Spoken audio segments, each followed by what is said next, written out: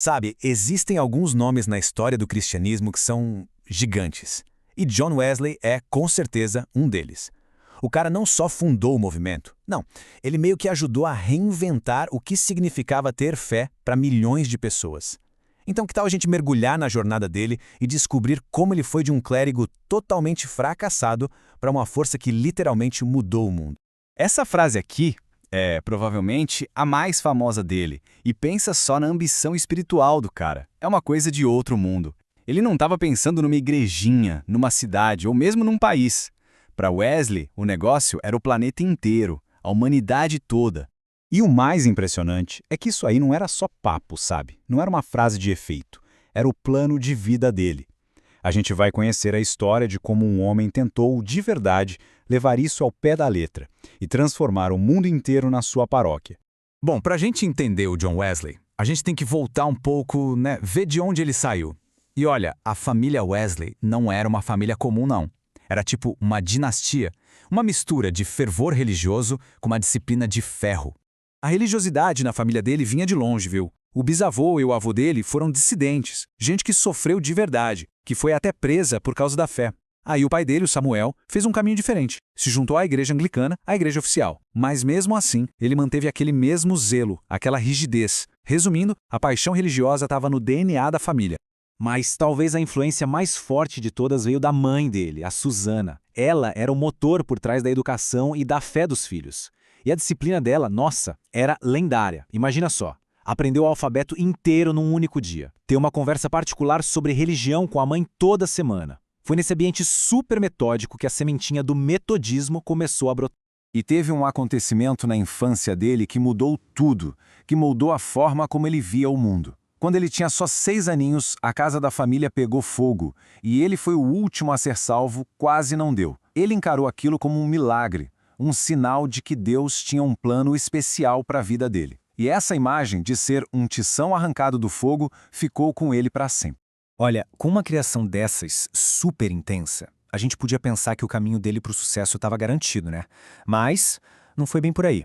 A juventude dele foi, na verdade, uma busca desesperada que acabou num fracasso, assim, humilhante. Lá na universidade, em Oxford, ele e o irmão Charles montaram um grupo. O objetivo? Buscar a santidade com o máximo de rigor possível. Eles eram tão certinhos, tão metódicos com as orações, os jejuns, os estudos, que a galera da faculdade começou a zoar, a chamar eles de metodistas. Mal imaginavam que esse apelido, que era para ser uma ofensa, ia virar um nome de um movimento mundial.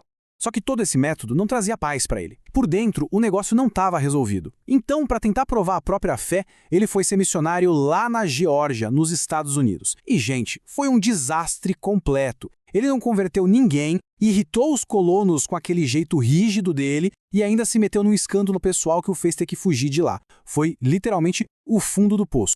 E essa anotação aqui do diário dele resume perfeitamente o desespero que ele sentia. Pensa só. Ele era um missionário, um pastor, um cara com uma disciplina que ninguém tinha. E aí ele se dá conta de que, com todo o esforço do mundo, ele mesmo não era convertido.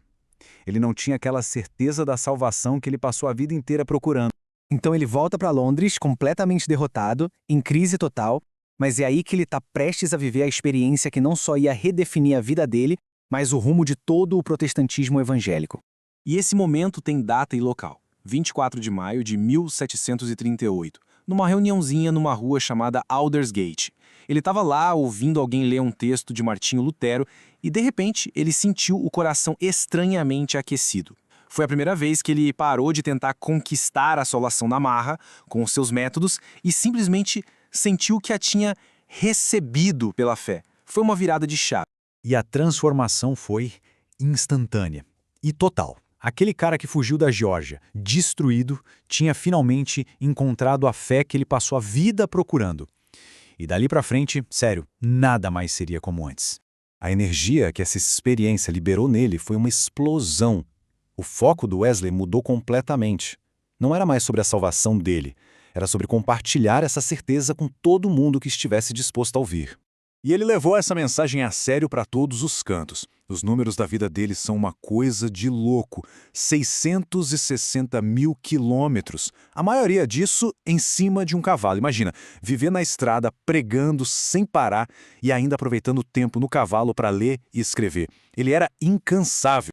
Quando as igrejas oficiais fecharam as portas para ele, ele fez uma coisa que na época era super radical. Ele levou a igreja até o povo. Ele pregava em qualquer lugar. Em campos abertos, em minas de carvão, no meio da feira, onde tinha gente junta para ele, ali era uma igreja. Aquela cena famosa dele pregando em cima do túmulo do próprio pai mostra bem a determinação do cara de alcançar as pessoas, não importava como. Mas não pense que o Wesley era só um pregador bom de papo, não. O cara era um gênio da organização. Ele sacou que a empolgação de um sermão some se não tiver uma estrutura por trás para sustentar o movimento. Então ele mesmo criou essa estrutura. E o sistema que ele criou era brilhante. Basicamente, você tinha as sociedades, que eram as reuniões maiores. Mas o coração do negócio mesmo eram as classes. Grupos pequenos, onde o pessoal dividia os problemas, orava junto, um dava força para o outro. Era uma comunidade de verdade, de cuidado mútuo, supervisionada por pregadores que rodavam em circuito. E o efeito de tudo isso foi muito além do lado espiritual. O metodismo deu dignidade e esperança para a nova classe de trabalhadores da Revolução Industrial. Wesley usou a influência que ele estava ganhando para brigar por justiça social. Ele foi um dos primeiros a levantar a voz contra a escravidão e a defender os pobres. Para ele era simples, a fé tem que aparecer nas atitudes, na prática. Chegando no final da vida longa que ele teve, aquele movimento que começou com um apelido de zoação lá em Oxford tinha virado uma força gigantesca, que estava mudando a cara da Grã-Bretanha e também da América. E aqui tem um ponto importante. Wesley e um amigo dele, outro pregador super famoso chamado George Whitefield, não concordavam num ponto-chave: a salvação. Whitefield, que era calvinista, acreditava que Deus já tinha escolhido quem ia ser salvo.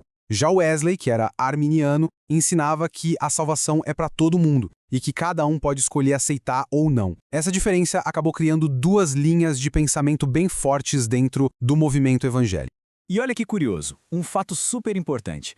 O John Wesley viveu e morreu como um pastor da Igreja da Inglaterra. A intenção dele nunca foi criar uma igreja nova. O que ele queria era trazer um avivamento para dentro da igreja dele. A Igreja Metodista só virou uma denominação separada oficialmente depois da morte dele, porque o movimento ficou grande demais para ser contido lá dentro. No fim das contas, a história do Wesley, que foi de um fracasso total para um impacto que mudou o mundo, deixa essa pergunta no ar. Ele começou como um cara desesperado pela própria salvação e se tornou alguém que mostrou um caminho para milhões de pessoas. É um exemplo incrível do que pode acontecer quando uma única vida transformada encontra o seu verdadeiro propósito.